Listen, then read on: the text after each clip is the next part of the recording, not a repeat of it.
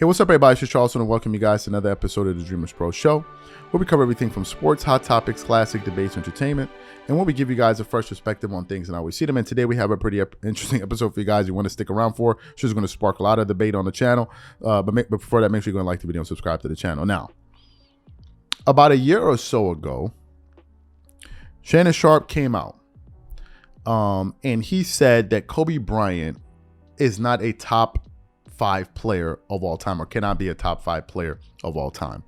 And what we want to do is we want to read the reason Shannon Sharpe decided to say that Kobe Bryant was not a top 5 player. And according to Shannon Sharpe, I'm going to read it from Twitter.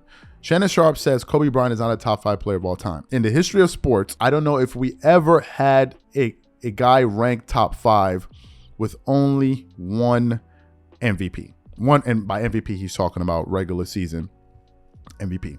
So Shannon Sharpe decided to rank Kobe Bryant out of the top 5 because he only had one regular season MVP.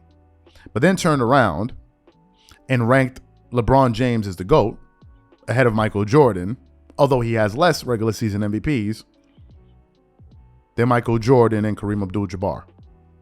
So that should tell you how much Shannon Sharpe really actually thinks about the MVP argument. He only made it up because he needed to look for a reason to hate on Kobe. Period. End of story. I don't believe there's any other reason. Then we have Nick Wright, who was the first person I ever heard talking sports on television to say that Kobe Bryant was never the best player in the league when he played in the NBA. He was the first person I ever heard say something like that. Something even his own idol and LeBron James, who he'd be ready to cuss out anybody for, like Nick Wright genuinely gets upset. Like he really gets upset when anybody says one little thing about LeBron that's not even that deep. Let's play what LeBron had to say about where he ranked Kobe Bryant when Kobe Bryant was playing. Take a listen to that. They're in Cleveland this past week. So let me ask both of you. Kobe, you start. Tell me how you see LeBron's game developing after just going up against him this week. I mean, he's an incredible player. I think, his size and, his mesh with his quickness and his leaping ability, his passing ability, his shooting ability. I think he's just a tremendous all-around player. LeBron, how's Kobe doing these days?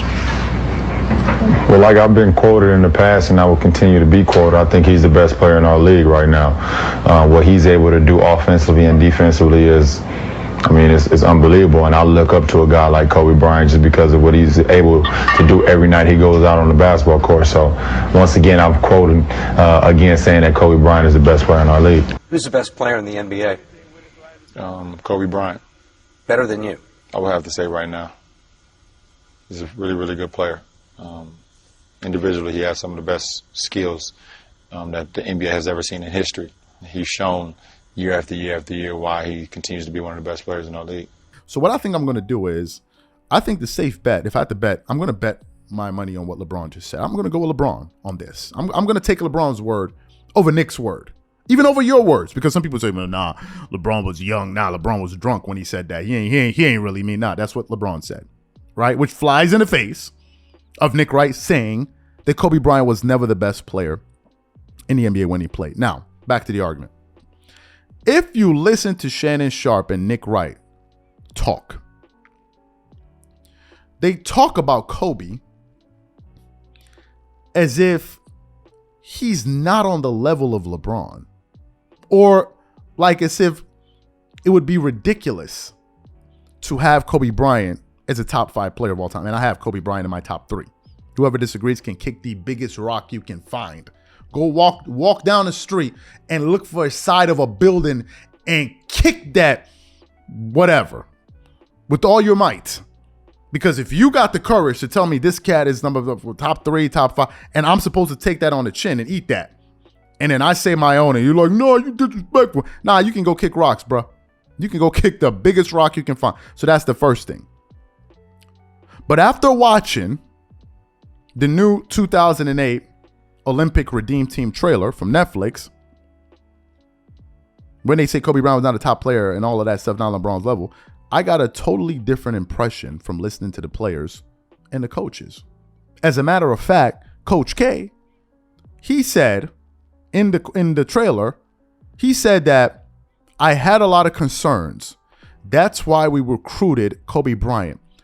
Why would they recruit Kobe Bryant? They already had LeBron. They already had D Wade. I'm talking about for the second stint.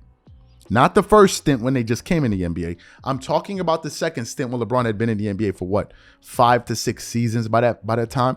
Why didn't they just go with them? Why would they go after Kobe? Why would you get him? Like, okay, you don't need him. Why would you need a guy that was never the best player in the NBA? Why would you go get him? Go get somebody else. The reason they went for Kobe was because he was the absolute best player in the world. Everybody knew it. Everybody knew it at that time, even the fans. Everybody knew. I saw the Olympic coverage.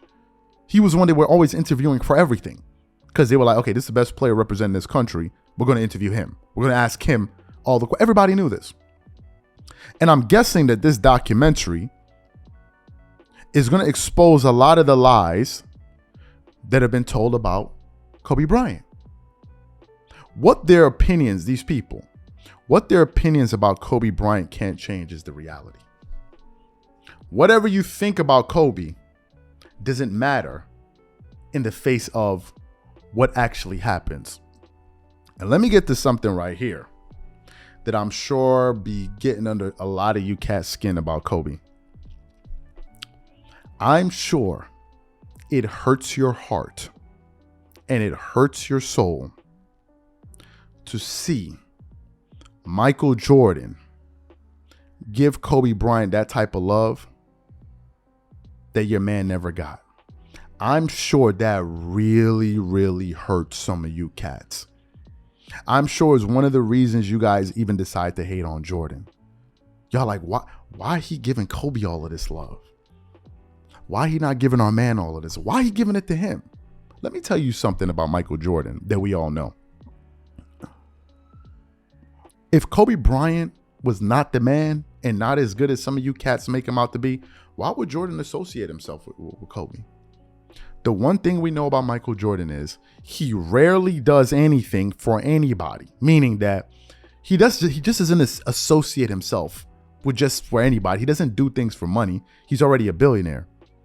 Jordan associates himself with people that he believes is on his level. Hence the reason you can see him come out there and do a commercial for Tom Brady or something like that, because he believes, okay, being this guy on the same level. If Jordan thought that Kobe Bryant was not on his level or not worthy of being mentioned next to him, you think Jordan would be doing all the stuff he did for Kobe? Like, let's be real. Let's be real. You think Jordan was going to be up on that stage crying for just anybody?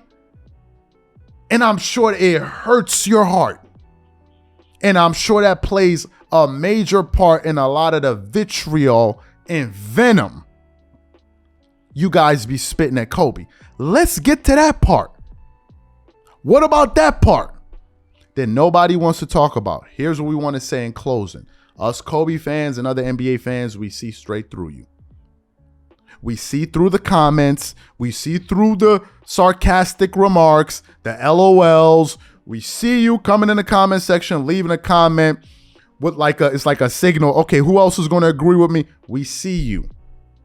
And I cannot wait for this documentary to come out because it's going to shatter and expose a lot of the lies that was told about one of the greatest players, top 3, top 5 players to ever play basketball. These are my thoughts and opinions, whatever you guys think. Leave your thoughts and comments in the comment section. I am ready for the debate. I'll see y'all in the comment section. Peace.